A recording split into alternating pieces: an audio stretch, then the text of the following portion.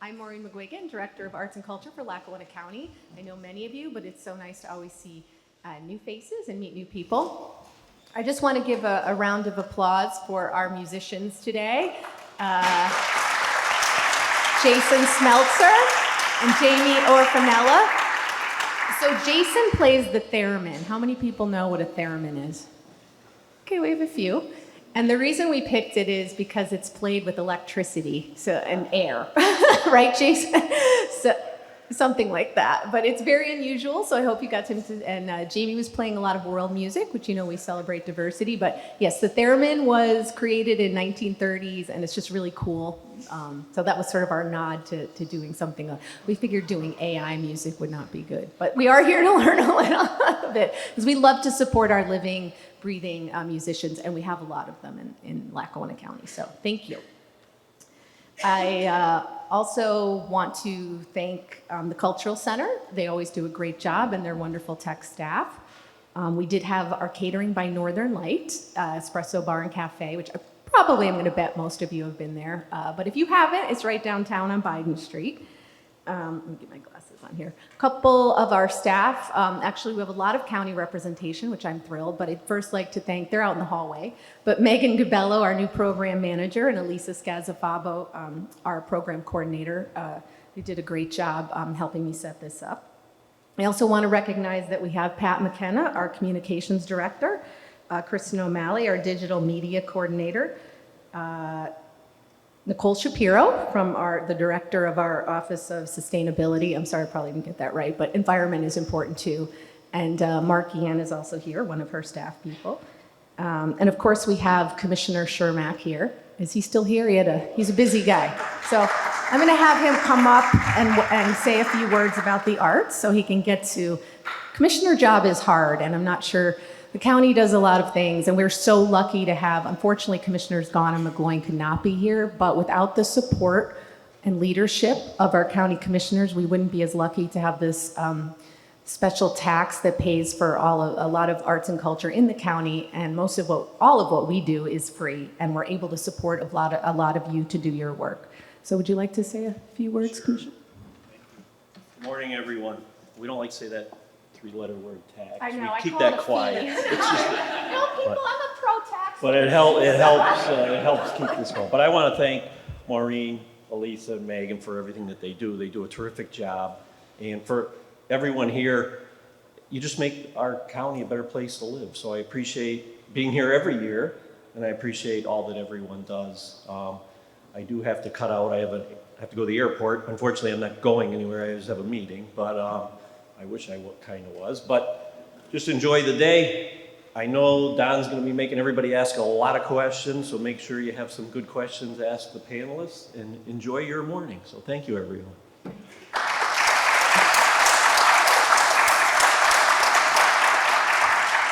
I do want to thank ECTV, who does all of our county government meetings, but also is so supportive of making sure that we have a recorded version of this for people who can't attend. Michael Lloyd is up there.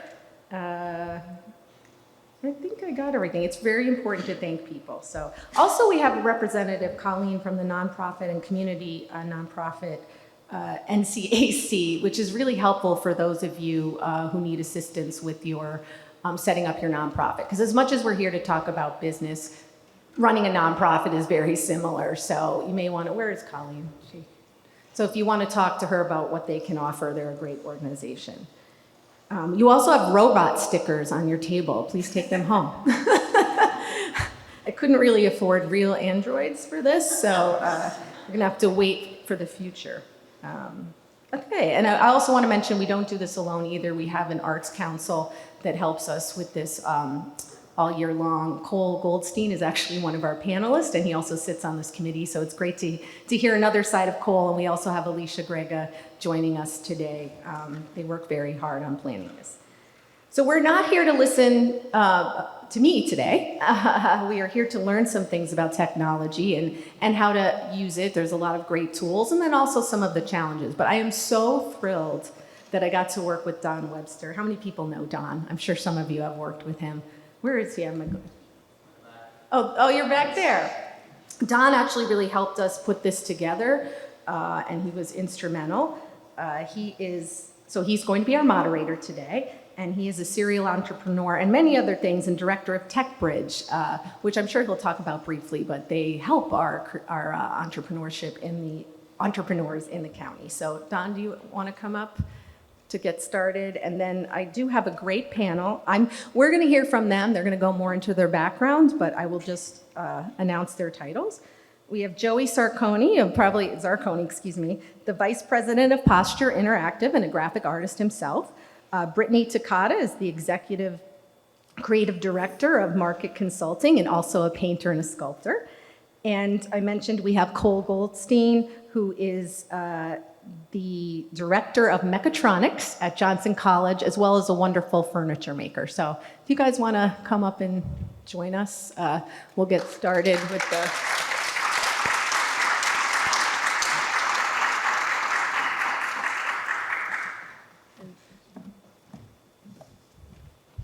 Don, you want the...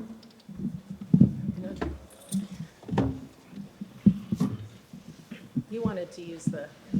Absolutely. I love the showmanship that you're... We'll see if I need this. So first of all, thank you all for coming this morning. My name is Don Webster, and this is a gift for me to be able to share this time with you. What I wanted to start with is, it's a Thursday morning. There's a lot of places that you guys could be this morning, but you chose to be here. And so by choosing to be here, what I'm going to ask you to do is to participate. We've got a great group here, and they're going to talk about their views of art and technology. But you know what? We want to hear your views. We want to hear your questions. And if you made the time to come today, make the time worthwhile. And so the only other thing I'm going to ask you is, introduce yourself to somebody at the table that you don't know right now. Do you know everybody at your tables? Because if you don't, introduce yourself, because there's one win right there.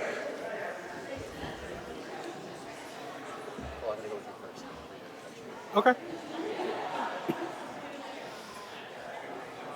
All right, there's win number one. If you guys hear the noise, there's a good start. There's a good start.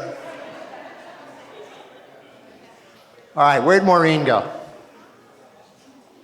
She's hiding it somewhere. All right. Second thing, the gift that you can give back to Lackawanna County and the gift that you can give back to Maureen and her team is if you shout them out today. So I think most of you know that the county's art and culture department has a Facebook page. They have an Instagram account. But your social media of choice, take a picture, shout somebody out, and if you by chance learn a tip or a trick or an insight, which is what we're really going to be talking about today, tips and tricks, and hope you learn something. If you learn one thing, put it out on social for somebody else to see at the county's Facebook page or Instagram page or your page and hashtag them in somehow. Okay? Maureen, Facebook and Instagram, anywhere else? For your department. Facebook and Instagram, right?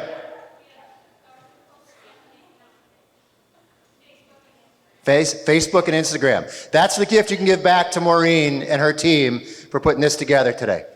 Okay, so we're going to start with introductions. Cole, do me a favor. Please tell everybody about yourself and one thing that they don't know about you.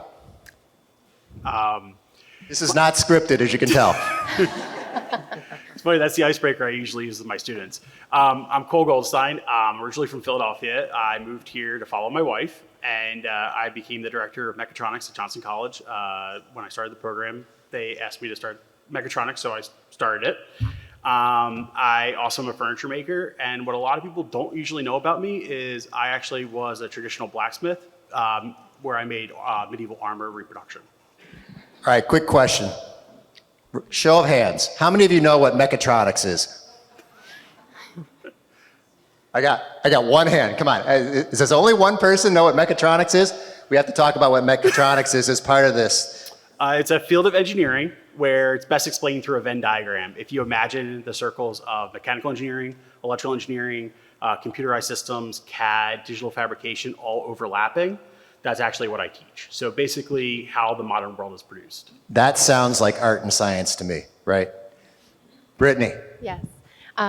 Hello, everybody. I am Brittany Takata. I'm the Executive Creative Director for Market Share Consulting, where I do graphic design and things like that. I entered college as a painting major and quickly realized that there's not a whole lot of painting jobs that provide a 401k plan and paid vacation. So I switched gears into graphic design, but kept a strong foothold in the fine arts with a double major in sculpture. So with the painting and the sculpture, I get to exercise the artistic fine art side of myself.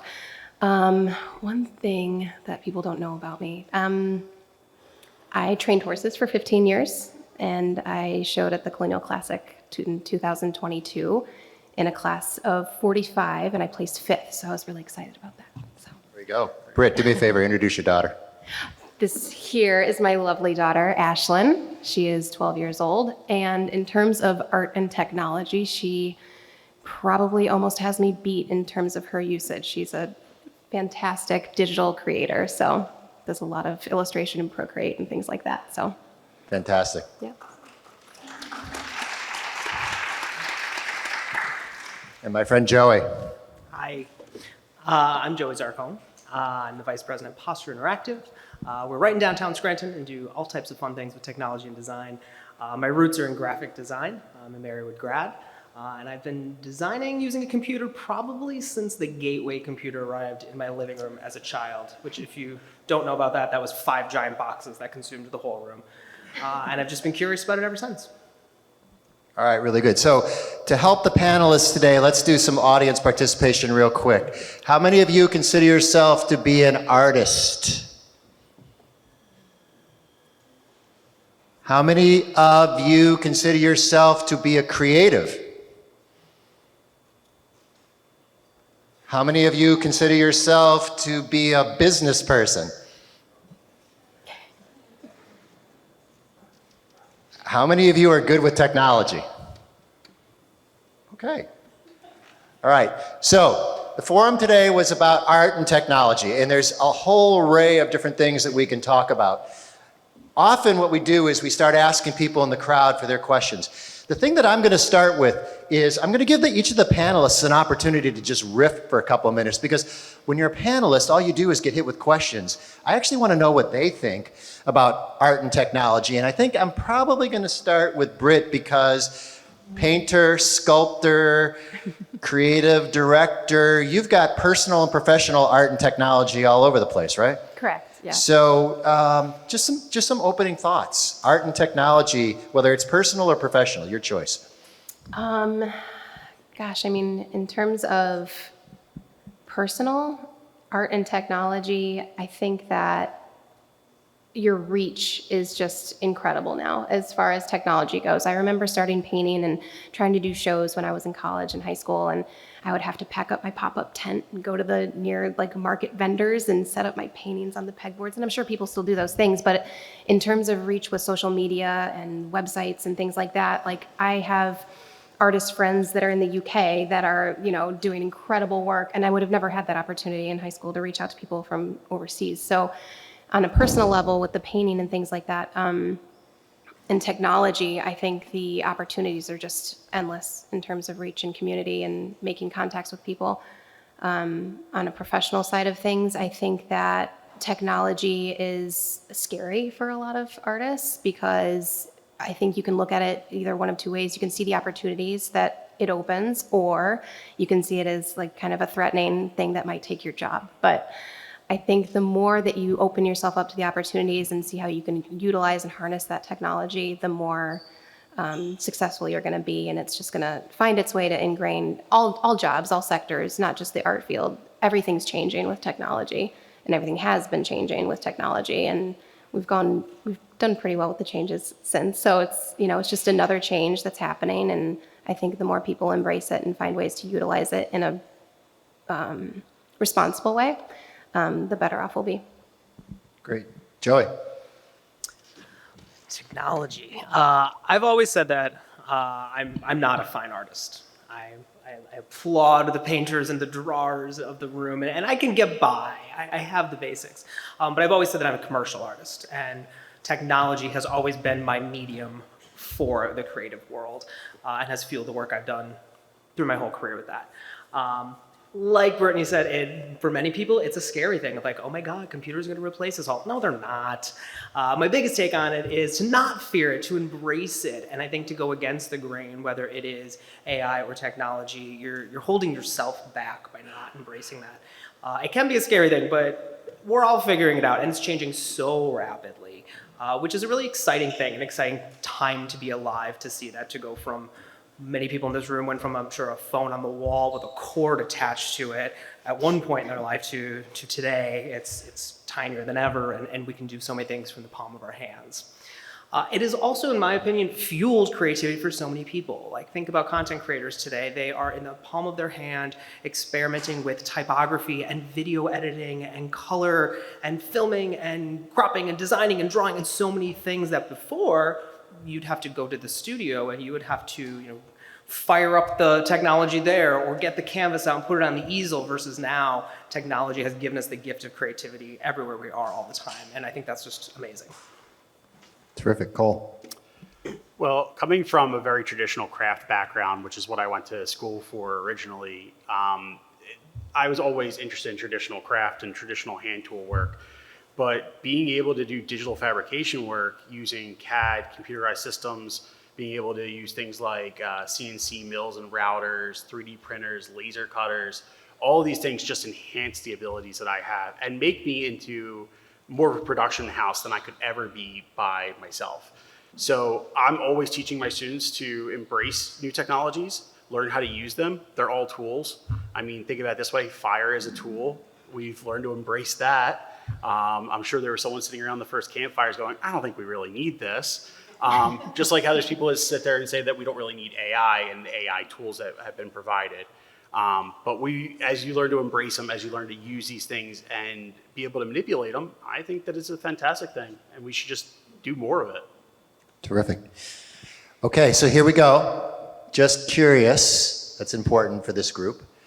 Anybody have a burning question they want to get out right away at the beginning? I am going to ask for questions, please, please, please. But does anybody have something that they want to do to get this started?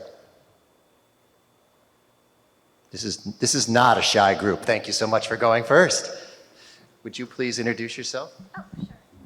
Hi, I'm Rachel Lucille Woodworth. I'm a musician and an artist. And I want to know what the panelists think is lost in terms of substance and quality when there is such a ubiquitous use of technology, because we cannot pretend that all the content out there is really valuable. You know, I mean, we might think it is and be like, oh, every human can create whatever they want. And I do agree with that, but what gets lost there with the ubiquitous of technology? Great question. Joey, why don't you go first on this one? Sure. That is a great question. There's a lot of clutter online. And while algorithms are doing the best to find the content that we know we all each want and gravitate towards, I think in the creative field, it's just raising the bar for us, and it should just be motivating people more and more that there is so much there that you have to cut through, that I feel like it does bring us back to those roots of what is the quality and what is content is king, what is the thing that is going to stop someone's scroll, what is going to get someone engaged and want more. So for that, it's more than just great graphics or a great sound or good words. I think it's encouraging us to be more creative, to bring all those things together, to really kind of stop someone in that scroll, to cut through all that clutter.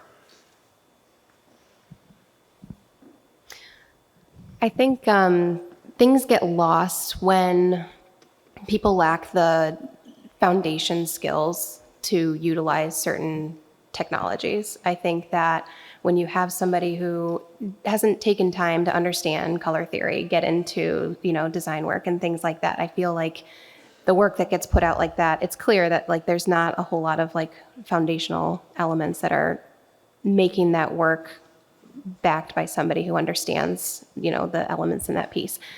I think another thing is that people like what they like. By removing choices from people, you're not going to change what they like. So they're going to gravitate towards things that they're drawn to, whether that's created by somebody who has developed it in AI or somebody who has spent 72 hours on a canvas. It doesn't matter. Somebody's going to look at both of those pieces and they're going to like what they like. So in terms of, getting back to your question, in terms of like what's lost there, I think it's our jobs as artists and things like that to keep our bar really high and keep producing great work. And then at the end of the day, I think, like I said, I think people are just going to still gravitate towards what attracts them most. I think that coming from my background of looking at traditional craft versus modern day work, I think I have a pretty unique viewpoint on this, and that is the fact of we look at so many historical views of, when electricity got brought in to a workshop, how did that change things, And I am very much reminded in art history about how when painting had to deal with photography, and I think we're at that same kind of conversation that's happening in a modern day environment. Does photography take away from, a wedding portrait? If you think about back in the 1800s, early 1900s, versus now when we think of, you don't think of a wedding painter, you think of a wedding photographer, right? So I think that it's about how we're going to actually see AI being used in those situations, because I think that that's the elephant in the room right now, right? Is what about AI that's being trained on the content on the web, individual artists, and then how that's being used. But if you think about back to art school, one of the first projects you'll ever work on is the idea of look at like an old master like Picasso or Matisse and try and emulate that. Well, what's really the difference between that and a computer doing it? Is it the fact that it's just a computer doing it and it's kind of soulless in a way? I think we have to wrestle with that. And that's something that, because AI is so new to the general public, that we're wrestling with that on a very global scale right now, where when it's being introduced in very small chunks, such as in, let's say, a mechanical engineering aspect, we don't have any problem with AI whatsoever. We think of AI as making jet engines lighter and making them more fuel efficient. A car having 100 components turned into one major component through 3D printing and AI development. And that's not a problem, right? So we really have to wrestle with that as a global society. And I think that it's a good conversation to have, and it needs to be advanced. And I think that's a great question. It really was a great question, so thank you. Because that one was so good, should I say, does anybody else want to follow up with a question? Thank you, Teresa.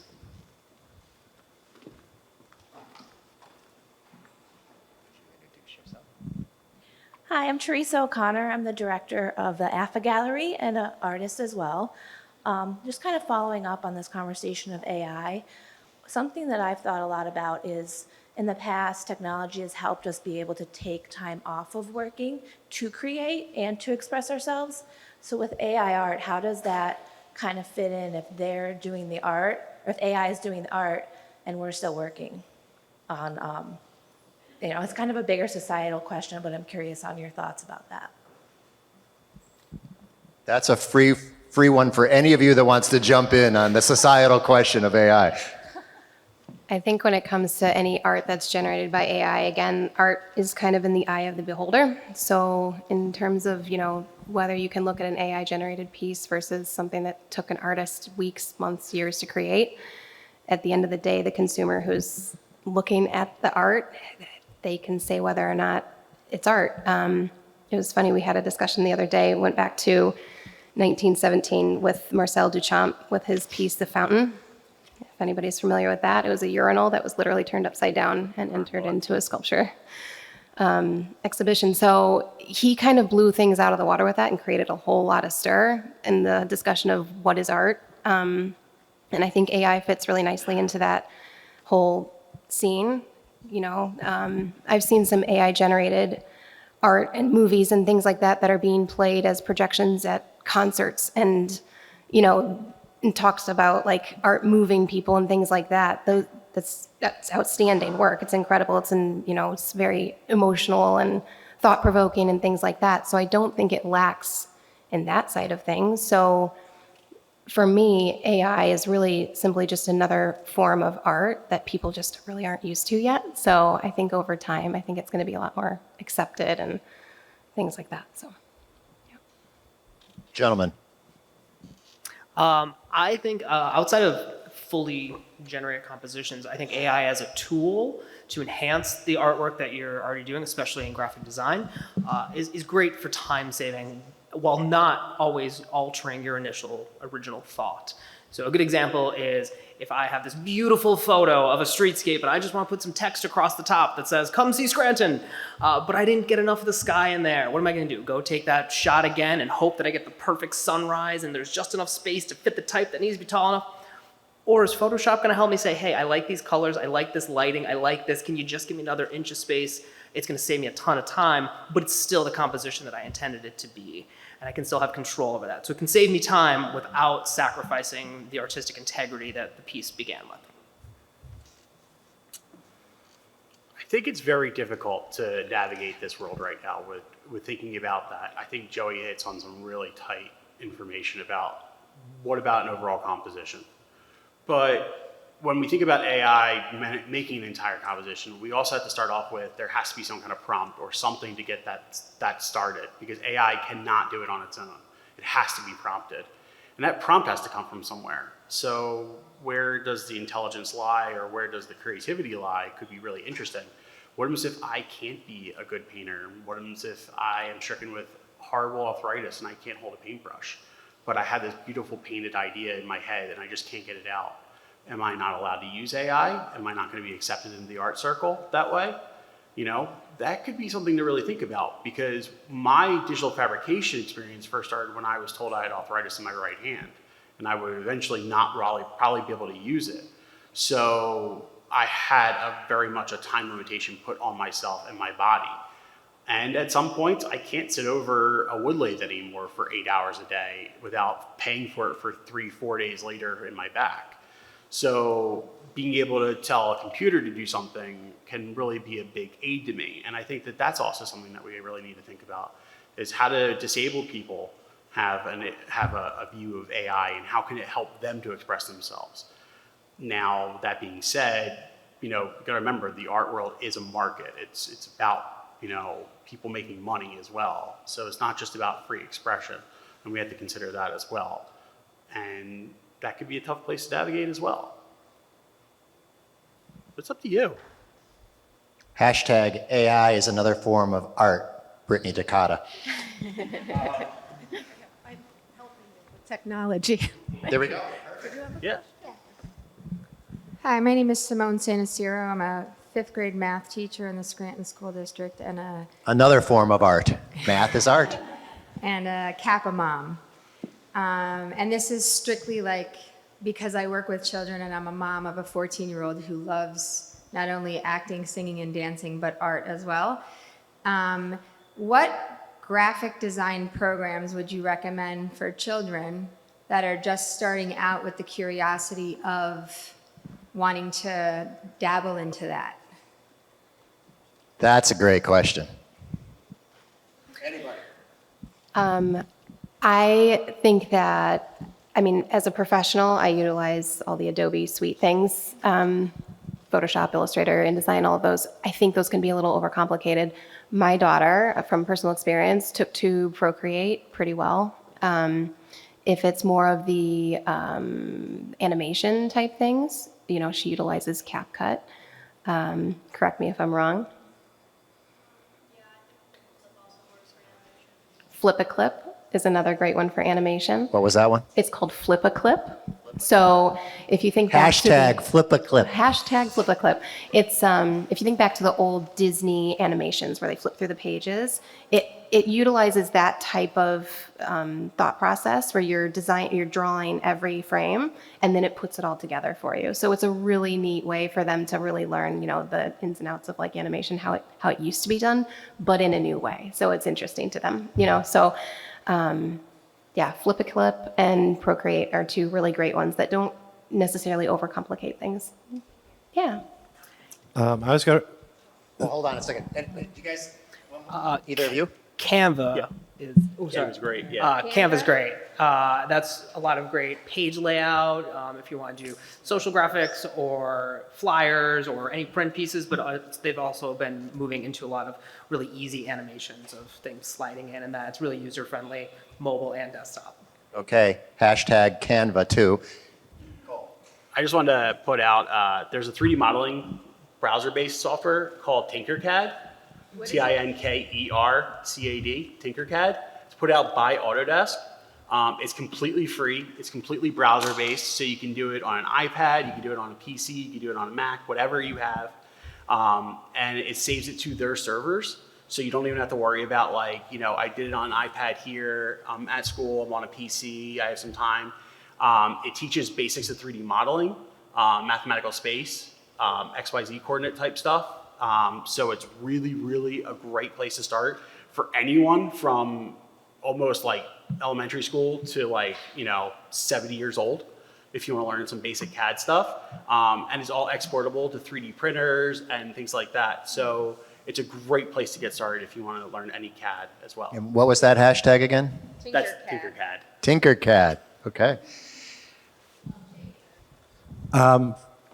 I had a comment for the woman from AFA. There's a book called Do Nothing by Celeste Headley. And she talks about basically the use of time and efficiency. So pre-industrialization, you know the book, Cole? If you're a farmer and you had 2 acres and that took you a month to plow with a horse and now you get a tractor, did you then plow your field in a day and spend 29 days going to church and playing cards and painting and doing whatever? No, you ended up plowing 200 acres, and it kind of tracks that all the way up into modern day now, where the value is your free time, is how you would establish your value. And if you know anybody with kids and you say, what are you doing this weekend? Oh, I have soccer, I have this and that. And so people can sort of establish their value by telling you how busy they are. And so she talks about how free time has actually become something that of value. And economically, as you produce more units, you have to work longer hours to produce more units, which drives the price of your unit down because there's more of them. It's an interesting look at, so I think the use of technology in terms of efficiency and economic productivity, maybe your question seemed to me like, how do you balance that with the value of your time and strategically, intentionally using it? And I don't know that art necessarily is motivated all the time by making money. So there's a contradiction there I think artists deal with.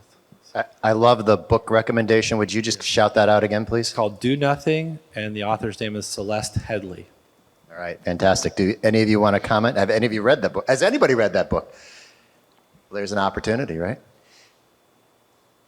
Actually, I sort of want to run with the math teacher question for children, because I think that's pretty interesting. But what I also want to do is I want to sort of expand it, because I do know we have lots of creatives, whether you're a math teacher or a mechatronics teacher, or you own a pottery studio, my new friends that I met this morning.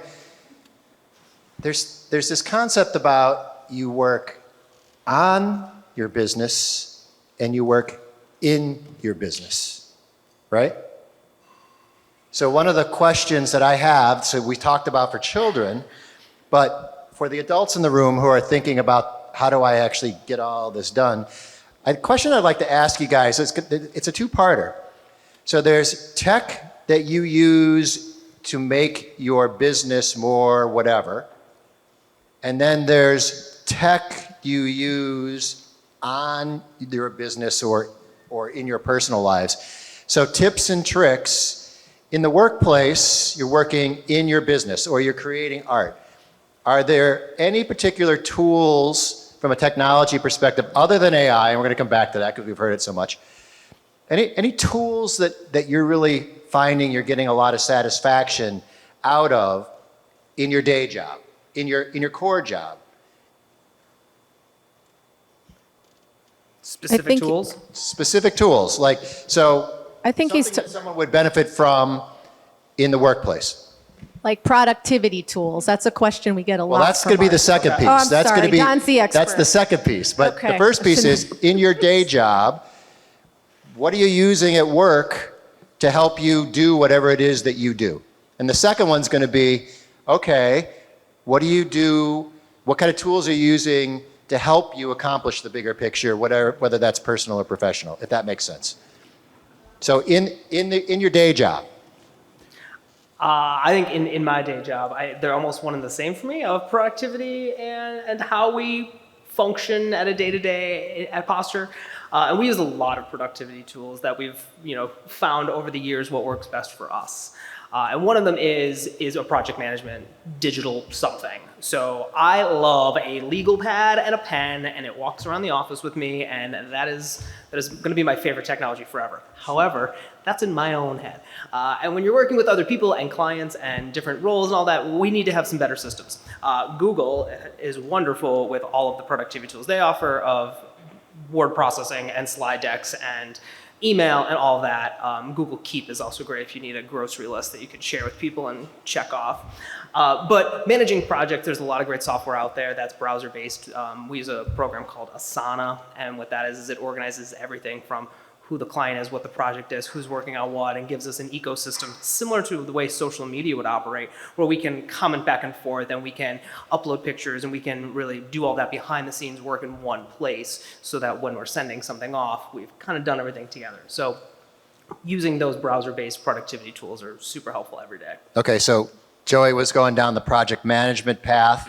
That can apply to many of you sitting out in the audience. Asana? Yes. Asana, okay. Brittany? I think in terms of tools that I utilize, I think any tool is only good as the user that's utilizing the tool. So it's, again, without that basic time management skill and utilizing your time wisely and things like that, I more often than not, like Joey said, always go back to my pen and paper. I start every morning with a list that I hand write out and I work through it.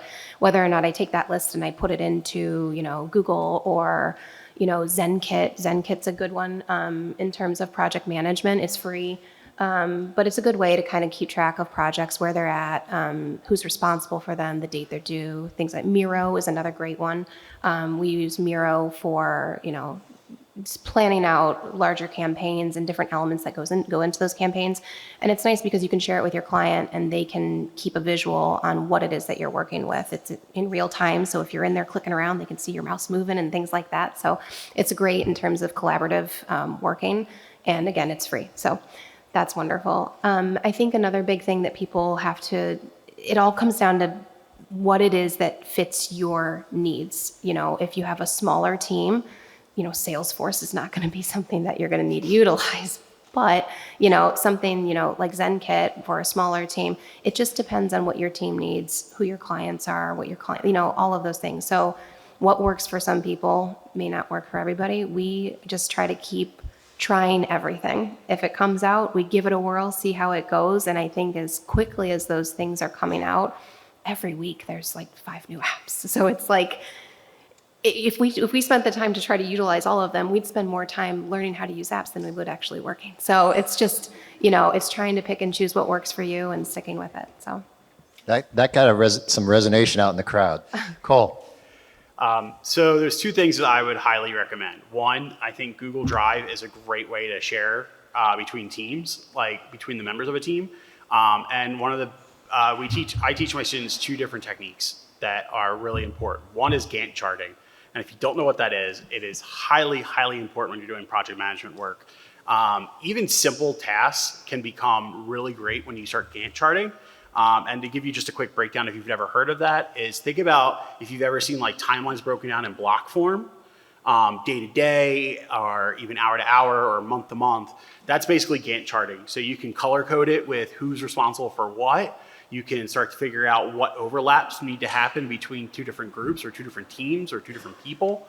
And that's the broader or macro version of what I teach the students. Then there's the micro version, to-do lists.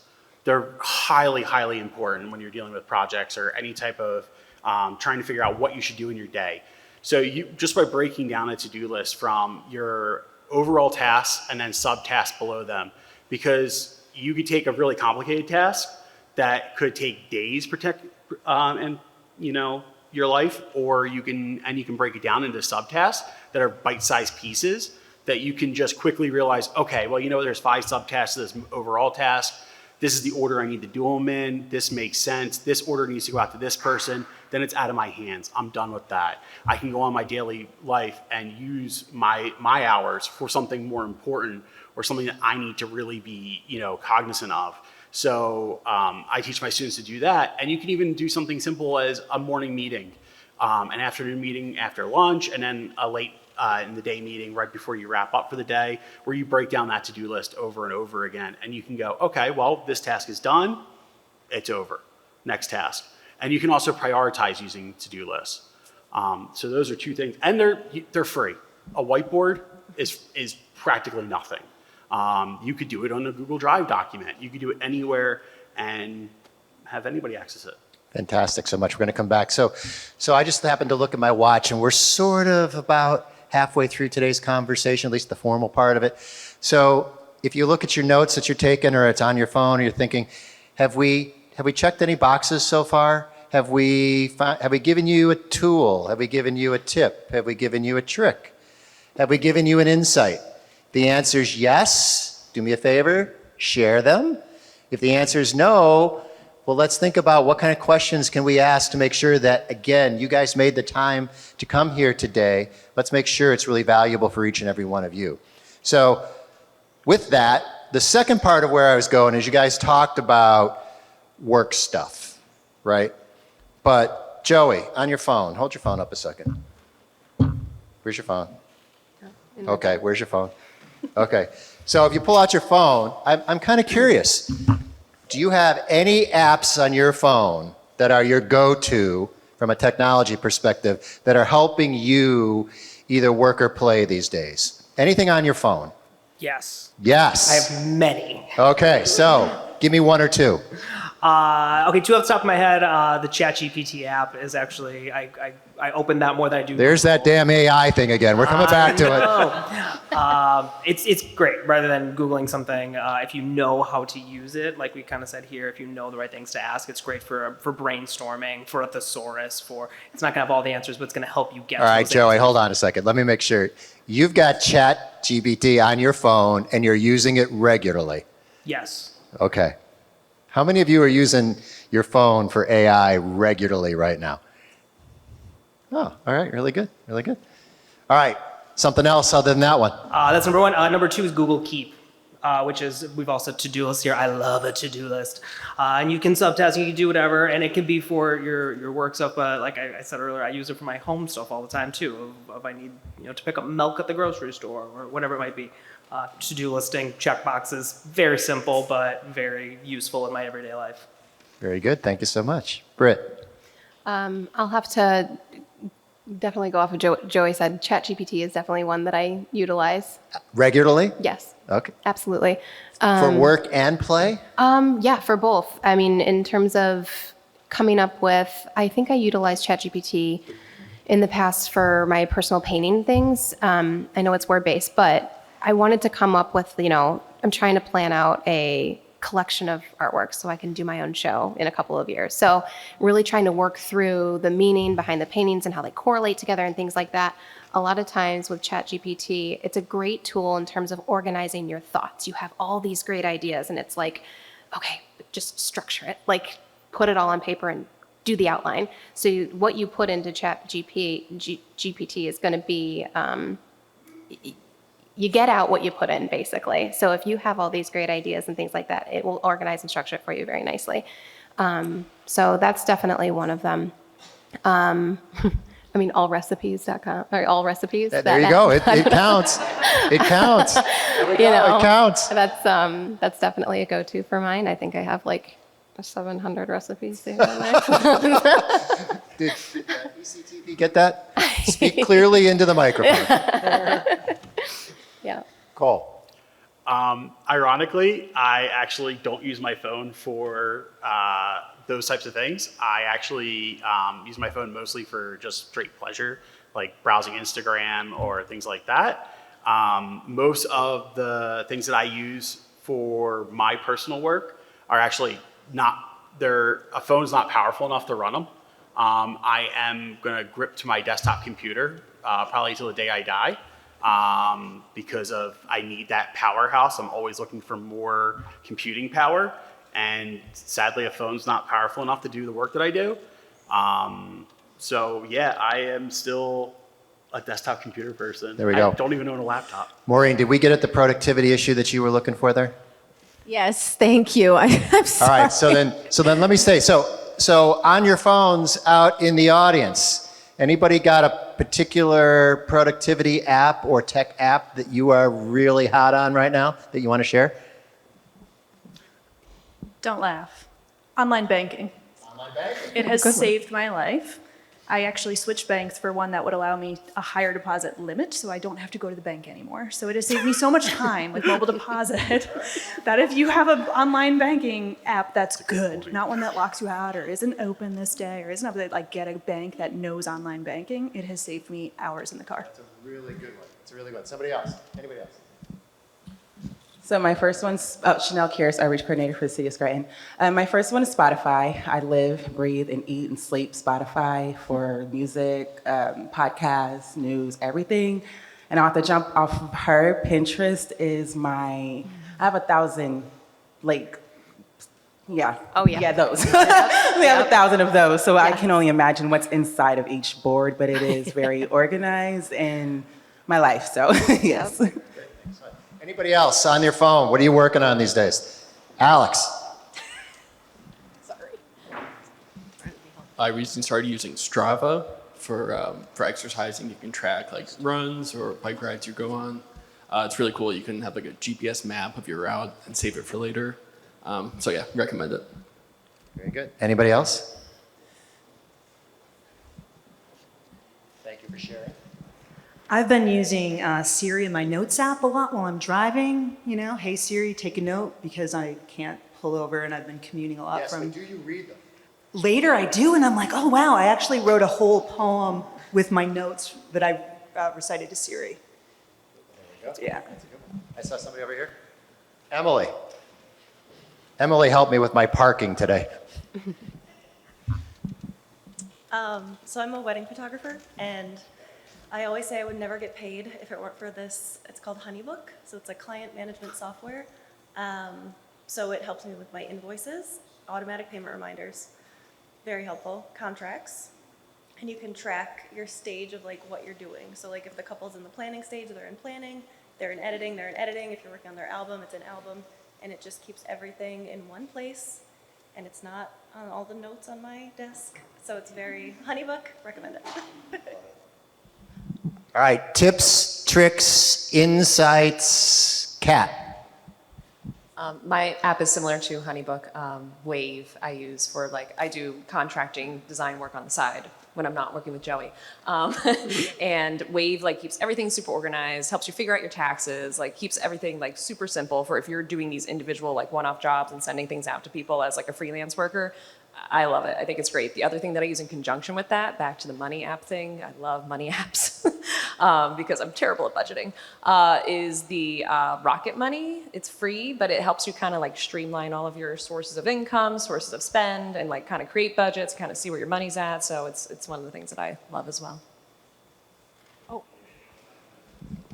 right, how about we do one more, and then we'll switch gears here for the big finale. Hello, I'm Markian.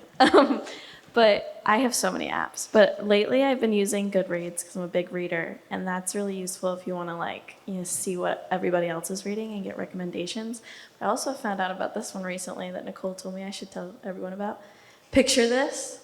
You download, it's free, but there is a paid version, but you could take pictures of plants and they'll identify the plants for you, which I actually kind of find pretty useful, especially I don't know how to identify poison ivy, so that will help me out, I guess. Fantastic. Actually, when I was thinking about the questions we're going to ask today for this one, so thank you for that one, Goodreads. Mine's Medium. I don't know. How many of you do you have Medium on your phone? I find that I get a lot of insights from an array of different writers, and it's pretty interesting from a creative perspective, but it's also a fun way to learn things. So we are going to start a transition here. One of us, me, has to go to the doctor, so Maureen's going to take over. But here's the question that I would like to ask the panel, and maybe the audience too, which is, let's talk social, right?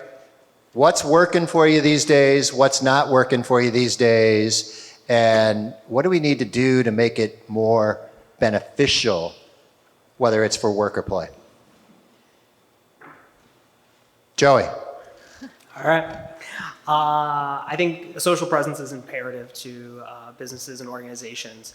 More people are probably searching you on social channels before they are on the actual internet. Not that you shouldn't have a website, because that's equally important, but having a presence is really important.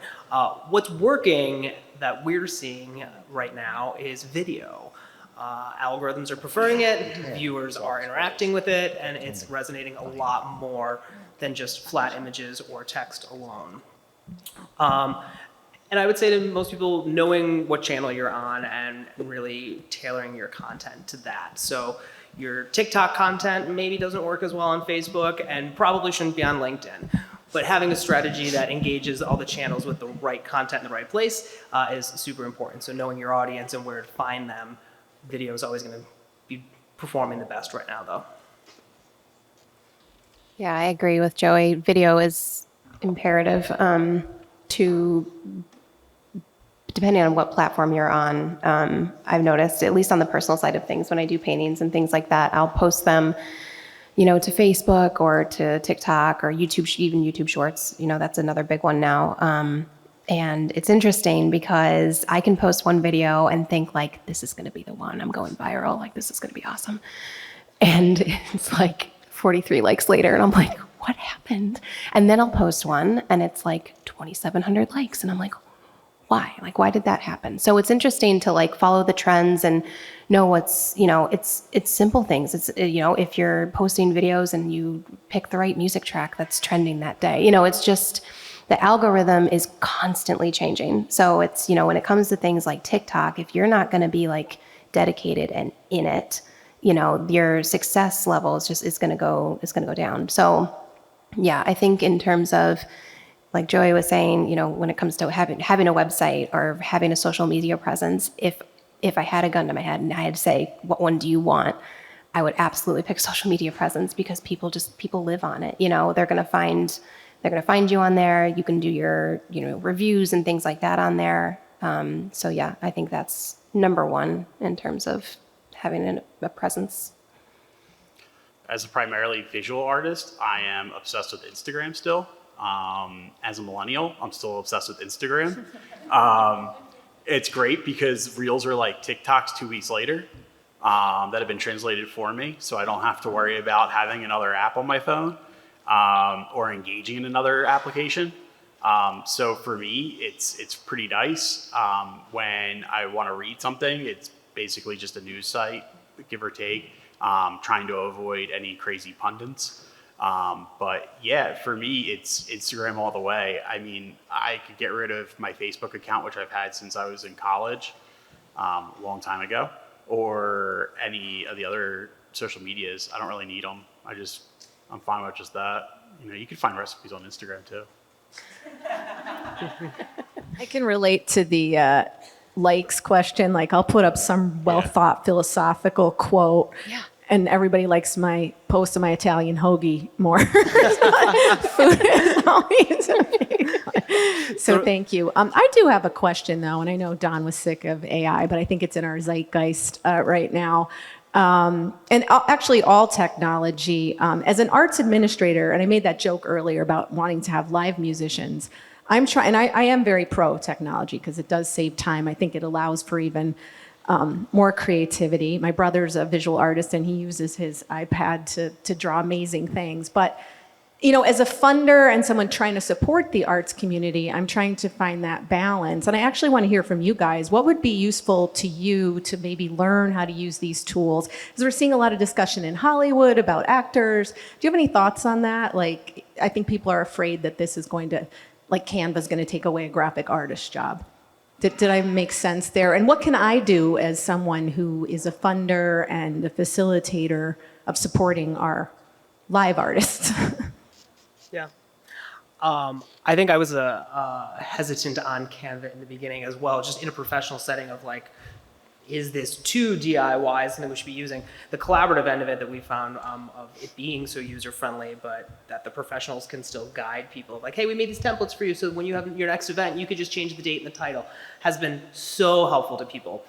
So I think the intimidating thing there, what you could do to help people with that is really finding the common space where everyone's comfort level is with that open-mindedness of it.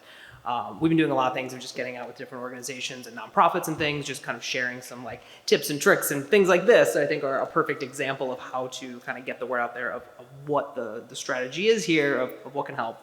On the social thing too, and with any content, to the Italian hoagie example, authenticity within the use of technology is something that will take you very far, especially in the content world of things. And I think that's where sometimes you don't know what that algorithm is going to be, because we can see through it with all that clutter that's online and with all the uses of technology. I think having your authentic voice, whether that is your art form or the mission of your business, that's going to help you guide through it all.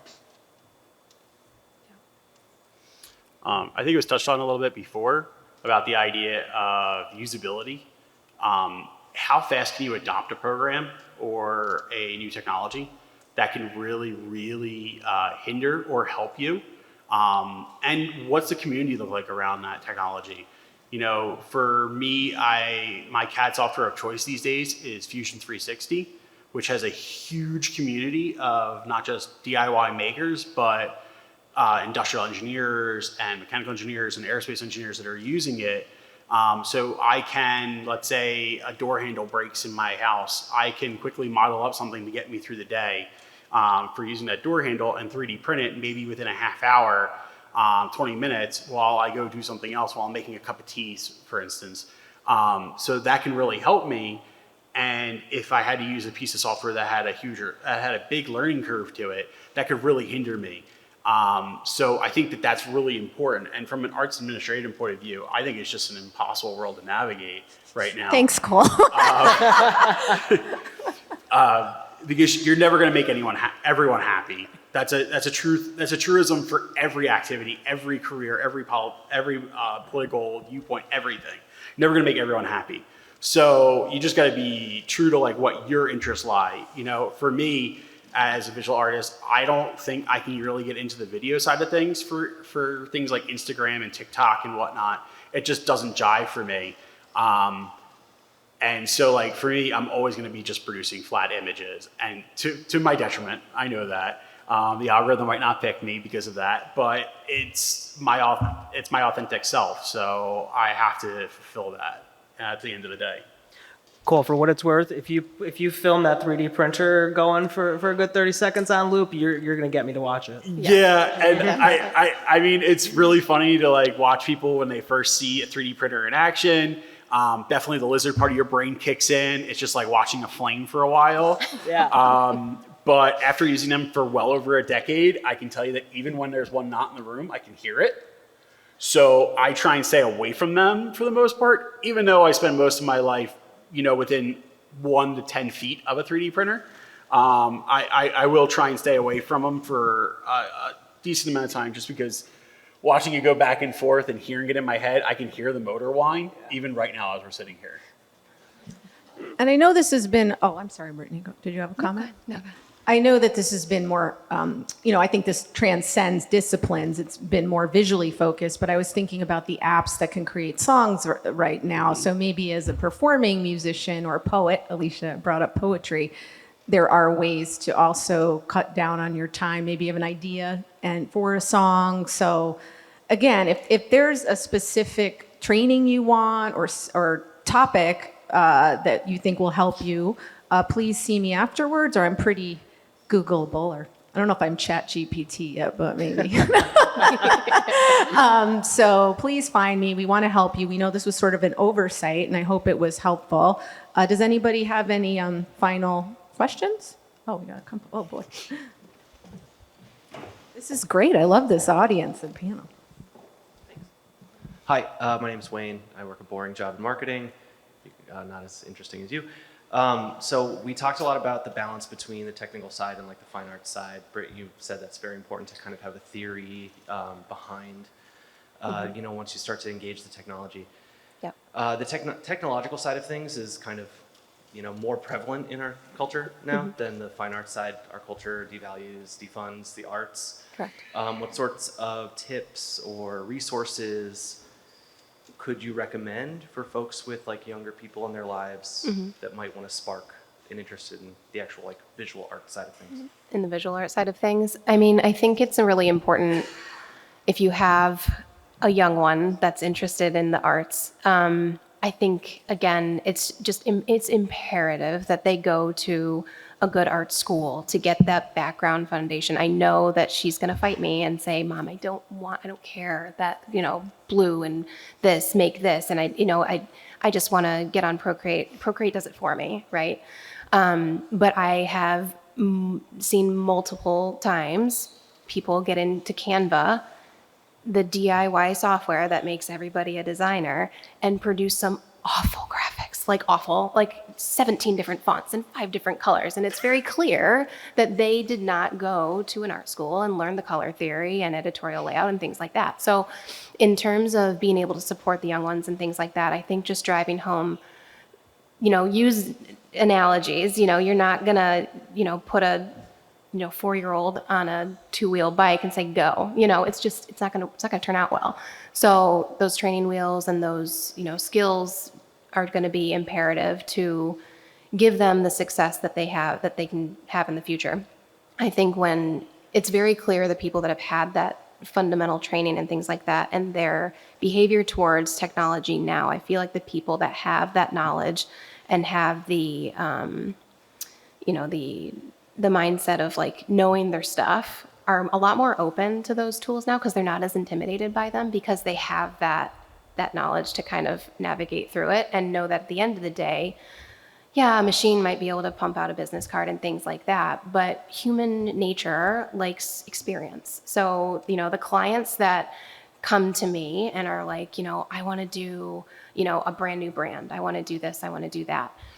The people that are going to want to go onto Canva and do their own brand and, 99 design their logo and do all those things, those aren't going to be the clients for me anyways. You know what I mean? So at the end of the day, the human experience of wanting to be involved with the designer and work through that process and things like that, those are going to be the people that I'm going to benefit their lives.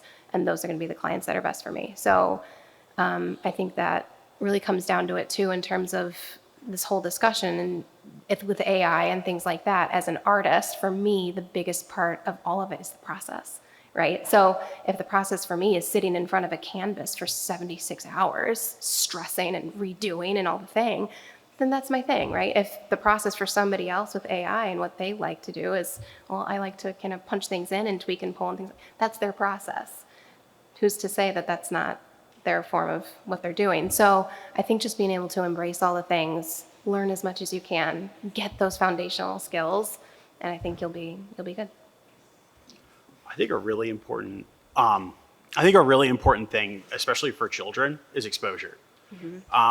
It is the number one way that they will interact with the world, they'll perceive the world, they'll learn from the world. There's the traditional things of taking them to art, like museums and things like that. But think about non-traditional ways to be able to see and interact with the culture that we live in. Even walking around a Target for an hour, and not just walking around and going like, okay, we're going to go straight to the games, we're going to go straight to movie section or something like that. Make them walk around the design part of it, the product design part of it. Ask them questions. What do they like? What do they not like? Do you like this bowl being made out of plastic but it's actually painted to look like bronze? Does that really annoy you? Do you like that? Like, what are the positives and negatives to these things? My wife hates the fact that I could walk around a home decor store for 3 hours straight with no problems. She's like, let's get out of here. But for me, I'm absorbing, I'm exposing myself to more and more ideas. You can expose yourself to color theory in a design store. You can walk into galleries, take them to places that you think they might absolutely hate, because hating something is just as important as loving something. Just as much exposure as possible for a child. Take them to New York for the day and don't let them have candy or anything fun. Take them to galleries in Chelsea. Make them get on creepy elevators. Go into rooms that they would not feel comfortable going into if you weren't with them. That could be the most amazing experiences for their life. And for all you know, that back room going up a creepy elevator, all of a sudden, there's that artist or that designer or creator that they will fall in love with and want to know what influenced them, and all of a sudden that spark is lit. So it's just a matter of exposure and going places that you don't feel comfortable with as well. Filmmaker?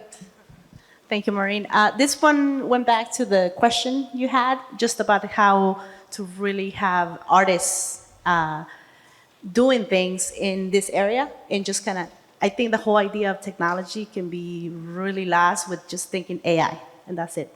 But like how the panelists are saying, the ChatGPT, just a quick example, it doesn't just have to be used for art. Like the other day, I was looking for the singer and songwriter of one song that I needed to use for a specific film, and I needed to get the license for it. And I needed to know whether it was in Creative Commons, or whether it's something that I have to pay for that. In ChatGPT, I just put in the song, and it found me the actual name of the songwriter, because it was something completely different. It found me some links to where the song was being used, and it essentially led me to a foundation, because he is now passed, is not under the Creative Commons, but it was someone who did it in Philadelphia. And I called and I emailed, and now I'm able to use that song because I was able to contact somebody for that. So it really helps you with research or something quick. I was spending probably like hours on Google trying to find this person, and it was under another name. So things like that, just really tiny, can help you. So like more workshops, more sessions, more something like this, that it doesn't necessarily need to be used to make a painting and say, look at what I did, right? Or look at what AI did. It can help you just with one little thing, like how to draft an email. How am I gonna talk to this person and this person? I usually say, put in exactly what I wanna say, and then I say, well, that sounds very AI. How about make it simpler? And then it makes it simpler for you. And then you take just a little bit of that, because it helps, especially with children, young people. I'm an advocate of the arts and young talent, and this is what they need to know, that there's a process to it. It's not very different from opening up a book or going on Google and searching. It's just how you use the tools to benefit you and what you're trying to create. At the end of the day, you still have to make it. You still have to make that phone call. You still probably have to edit that video. So how are you gonna help yourself get started? because a lot of times you don't have the resources as an independent artist. You just don't have, $500,000 to create something. But I can visualize it. I can make it for $50. It's not gonna look like the $500,000 project I wanted, but it's gonna look good, and then it's gonna lead to more and more art for you and other creators. So that's my thing. Thank you. I love hearing a perspective from somebody that does make films and videos. So thank you, and thank you for the ideas. Just before we move to the next question, this is our IT director, Mike Brown from Lackawanna County. So I'm great he could stop by. But you had could you read it for me? Well, how many of you know of TechSoup that are nonprofits? Okay, well, first, there's a tool for you to use because as a nonprofit, you are able to get discounts on various computer hardware, software, things of that for your small nonprofit. But also, Microsoft has something separate from that for basic needs, and if your business qualifies as a 501(c), you can get the full Microsoft suite with Exchange and Outlook, OneDrive, and SharePoint for free. So you just need to look that up on Microsoft for Nonprofits. That's available out there for you. And just wanted to make sure you guys knew that so you could collaborate with others and actually have some security with your emails, because the spams and all that other stuff. So you have some of those items there. Yes? TechSoup. Yes, TechSoup. I think cybersecurity will also be a future one, but that was a big topic. But I do think it's important for us to protect ourselves and be aware of what's out there. Do we have another question over here? Oh, Lisa. So we talked a little bit about social media. With Facebook purchasing Instagram, I see the two being used very interchangeably.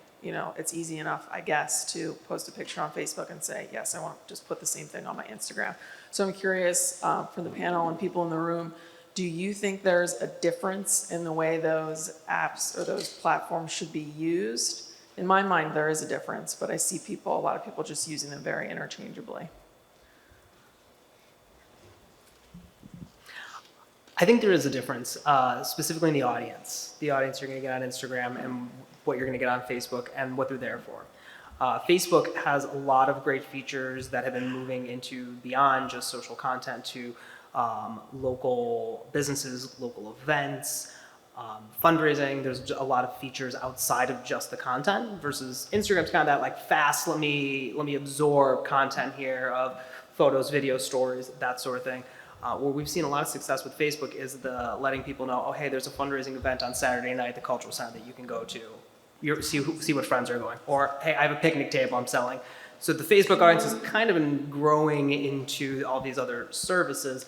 But in terms of if it's a photo of your dog that you want to share, sure, easily go to both platforms with one click, and it's a good way to hit both of those audiences. This is great. We could probably have 10 panels on this, but I think, did you have, I don't know if you had a follow-up question. We have a couple more. Is everybody, again, if you need to get back to your Google Drive or something, feel free to, but if you're, those who want to hang out, please feel free to hang out. Good morning. My name is Sarah Cruz. I just work at a local department store. I'm just a big fan of the arts and everything that you do. So I was thinking as you were talking about all the work that goes into your craft and all the education that you put into, what do you do if you are ever challenged on the value of the work that you put into? By clients, by customers, either like your official work or like the side work that you do?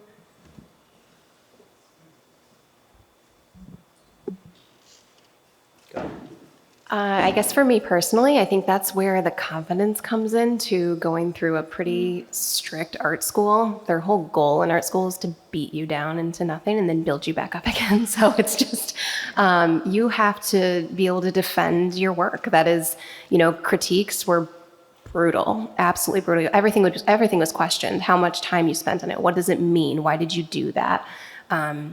The professors would share their opinion on why they thought you shouldn't have done that, all of those things. So in terms of being able to take constructive criticism and understand that, your work is not going to always make everybody happy. That's just something you have to accept. And, you know, it's a little different from, you know, the painting and the fine art side of things where it's a little bit more personal and things like that versus doing something for a client. Because when you're doing something for a client, you have to put your personal feelings aside and really tap into what it is that they want from you. And that's where the importance of building that human connection comes in. And that's where, like, I guess that's for me where the confidence comes into approaching this technology era of knowing that at the end of the day, a client is never going to have the same personal experience with 99 Designs as they are with me. So it's one of those things where, you know, I personally take constructive criticism very well, and try to adapt what I'm doing for my clients to make them thrilled with what I deliver them at the end. In terms of people, you know, making critiques on my personal artwork and things like that, again, like I went through 4 years of it, so you know, have at it, it's fine. I know that my artwork isn't for everybody, but you know, again, it's the process, it's the creative side of things that really I draw from the most. So at the end of the day, if someone likes it, that's just kind of a bonus for me.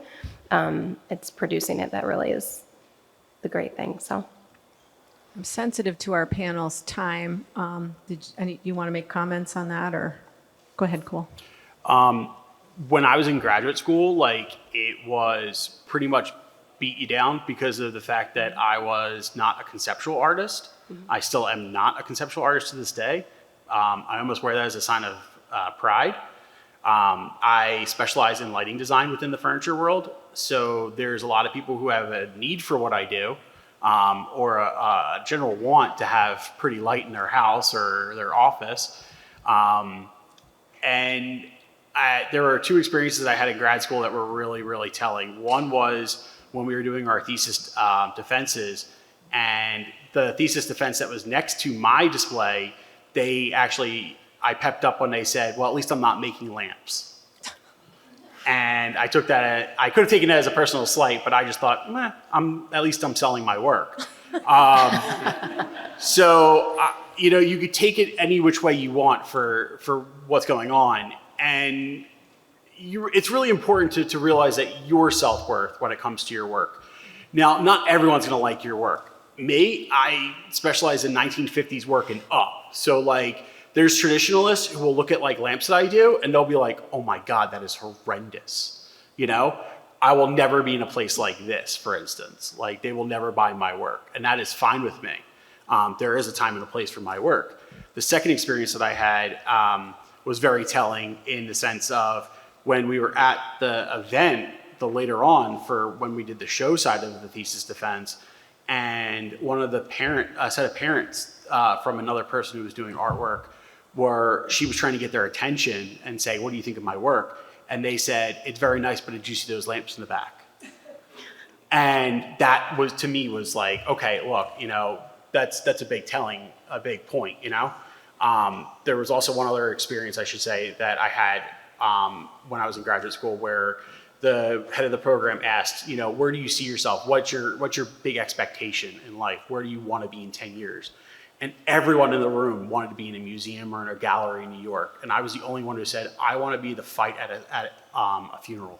And they were like, what? And I said, I want to make a table or a piece of artwork that grandma and grandpa had that the grandkids or the kids fight over when the parents die or the grandparents die. I want to be the table that has tons of rings and dents and dings on it because it was used, you know, and it was loved, and it was just cherished. And now I'm the star of a fight, and they never even met me. That's more important to me than being in MoMA or the Met ever. Thank you. That's a good. I guess one more question, and then if you did not get your question answered, please email it to me or try to grab the panelists on the way out. But I'm happy to forward it and get you an answer. This is a great dialogue, but I think these guys have to get back to work, as we do, including me. Thank you. Good morning. With all the pressure, Maureen. Terrible. I know. Oh my gosh. Yeah, spit it out, Maggie, right now. No. I know, and it's a doozy too. I'm sorry. My name is Maggie O'Brien. I'm a nonprofit administrator. I'm also a performing artist, And I consider myself to be a critical thinker. And in today's society, we know that there is a ever-growing absence of critical thinking in our society. And I'm curious, and I would love your take and anyone's take really on, this is a bit of a philosophical question, but what role do the arts have to combat this absence of specifically media literacy that we're seeing in the world today? I think with the rise of AI and again, the social, cultural, political discourse that's happening, there is a constant, dissonance between what's fact and what's fiction. And I'm curious how you see the arts and technology playing a role in better interpreting this messaging. That's a great question. I think technology and the arts, I think, are helping in many ways in the reach of getting information to people, but also in the way that we can interpret it artistically and creatively and distill some of that down of whether it's an explainer video or motion graphics or something that I can find on TikTok or Instagram that's like, oh my God, I'm bombarded with headlines of what's actually real here and what are the creators telling me to understand. Of course, that comes with the cost of, is it a reliable source for news or something like that? But I think that just the reach to people and the creative ways that we can interpret things and analyze them and bring them to life, whether it be visually or with video or photo or however that may happen, and get it to people is definitely a help, but it does come with that other clutter. Yeah, I think I don't envy our teachers in any way, shape, or form. I think a lot of the responsibility to teach our young ones, the moral and responsible ways to utilize this is going to really dictate how things like that play out in the future. I think that the more time that is spent on, teaching people how to utilize it in a moral sense, the better off we're going to be. So, I feel like things are happening so quickly. We don't have time to really stop and think about the moral implications of things like that. So, I think the more we can really force everybody to slow down and take a step back and really think and see what we're doing and think ahead, in terms of critical thinking. Think down the road, don't think about right now. Everybody's so instant gratification thing, but really taking the time to think ahead and the implications of things. I think that all starts in the classrooms. Yeah, perception is reality. So as people don't talk or do talk too much sometimes, you can really change someone's perception, whether you realize it or not, even little micro changes that can happen. One of the problems that I have with a lot of social media is the fact of cognitive dissonance almost that's happening. People are just fighting to fight. And so that's why, puppy videos are the best thing ever. And trying to stay away from those areas because the algorithm will change your perception too. As you watch certain videos on YouTube, your algorithm on Instagram will change, and so on and so forth. So be cognizant of what you're watching and what people around you are watching. Maybe, distance yourself from those types of people that are, showing that kind of information that you're really not jiving with. And, it lowers their footprint, Sometimes it's easy to click on a video to be like, oh man, I really want to hear what this lunatic has to say. But then you're opening yourself up to more content from that person. Then all of a sudden you're accidentally clicking on it. Then there's more views. Then there's more, and then their spread reaches. Their reach spreads. And so you have to be really cognizant of that. I started watching certain videos on YouTube and I was like, I don't understand why this stuff is coming up in my feed. And my wife's like, it's because you're watching those certain videos. And I'm like, absolutely. Yeah, I never made that connection until someone outside that bubble was saying something. Yep. So it made me start to rethink even what I'm watching, So you just got to be really careful and trying to teach people that too. Just be like, are you already an angry person? maybe you should be watching smooth jazz videos. It's a great way to. Yeah. And thank you, May. I love a good philosophical question. I'm thinking I should use ChatGPT for this because I'm a little off the wall sometimes in my sense of humor. So thank you for your patience. I'm probably not going back to work. I'm going to have some more coffee, and please feel free. I love the networking part, the human connection. What a great panel. Thank you, Cole Goldstein, Brittany Takata, Joey Zarcone. They're wonderful. Don Webster did a great job. I learned so much, and I did love the blend between the philosophical and the practical. I always appreciate that. So yes, please do stick around if you can, and thank you again. I'm excited. Don and I have talked about doing future creative entrepreneurships, and like I said, if you have an idea to expand, and again, the gift of time when you have that to-do list, we appreciate you putting us on that. So thank you again. Everybody enjoy their day. Don't work too hard. Sometimes you need that brain.